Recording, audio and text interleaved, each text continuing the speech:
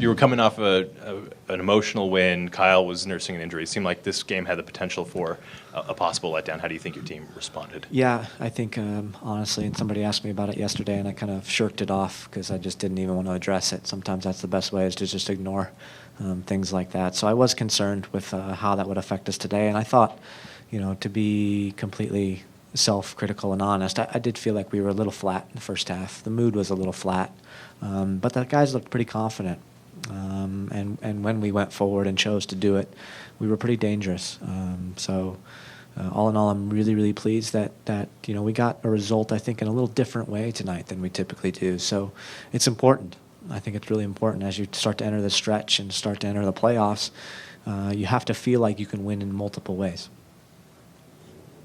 Jason, can you talk a little bit about the decision to go to the 4-3-3 and how you thought the performance of the wingers, Plata and Garcia, Sure. I woke up Thursday morning really with a quandary on my hands about how to get fresh players on the field and how to get some guys that I think have been really, really good, a starting opportunity without changing the spine of the team, so to speak. And it just dawned on me that let's try that 4-3-3 thing again.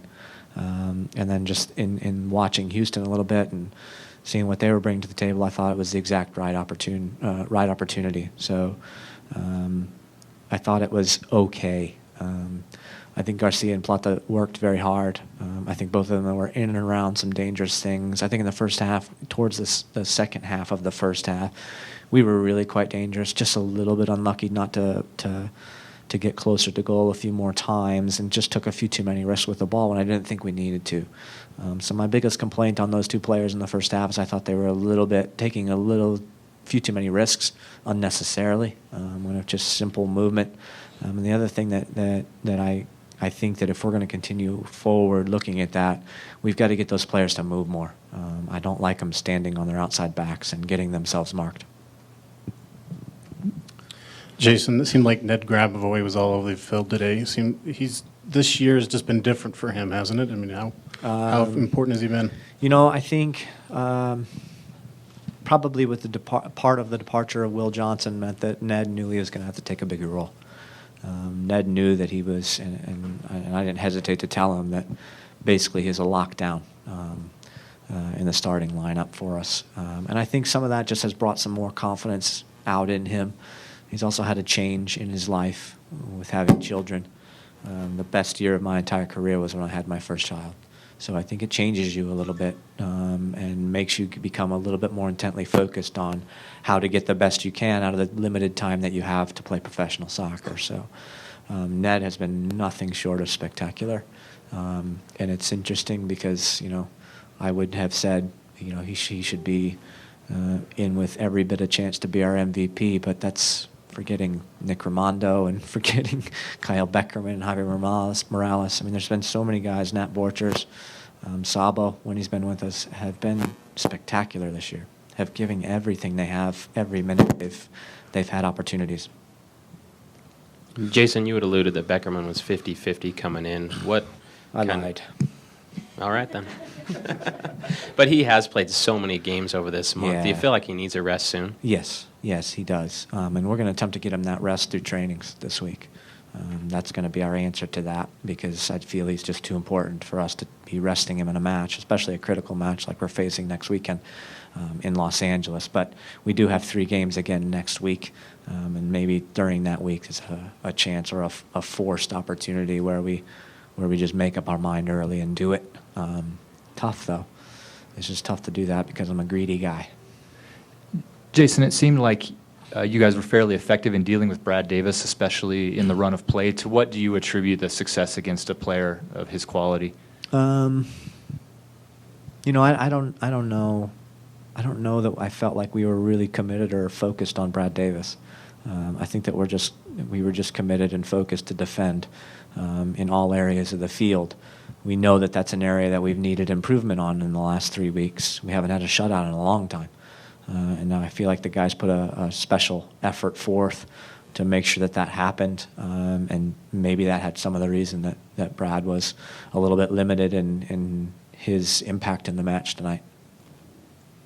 you've said all along you want this team to be better as the season progresses. I mean, maybe just not this game in particular, but looking at August, I mean, are you in line with that right now? I think so. You know, again, this kind of goes back to saying that sometimes it's important to win other ways, because tonight for me was not great Real Salt Lake soccer. This was grinding soccer that we defended with our hearts and our souls, defended dead balls really, really well, which was critical. But we just weren't very good with the ball. So for me, you know, every game kind of brings different things, and I think that we just continue on with the focus that we need to improve. So in the next match, we need to improve with what we're doing with the ball, and then still give the same effort all over the field on the other side of the ball. And I think that's just, you know, you walk in the locker room and they're already talking about, let's be better next week. What can we do in training this week to be better next week?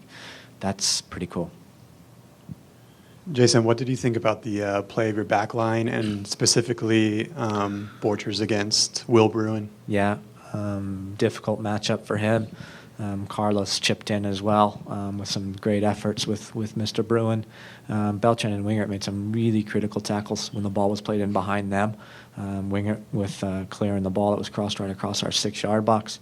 Beltran a couple times making tackles when players got to the end line. All of them were, I think, really, really good tonight. And the entire team, again, we weren't great with the ball, but the good news is defensively we were very good. Jason, I believe you were the last Real Salt Lake player to have a penalty kick against Houston. Did that put a smile on your face when the ref pointed to the spot? I have no idea. That's the oddest stat I've ever heard brought up, James. Well done. Well done. Where did Trey give you that bit? No, that's all James. Oh, okay. It's been a long time coming, a PK against Houston. You had to have a little smirk on your face when he actually did, right? Because they must have had 10 against us over the last 6 years, at least. Watch RSL take on the Galaxy on August 17th at 8:30 on ABC4 Utah.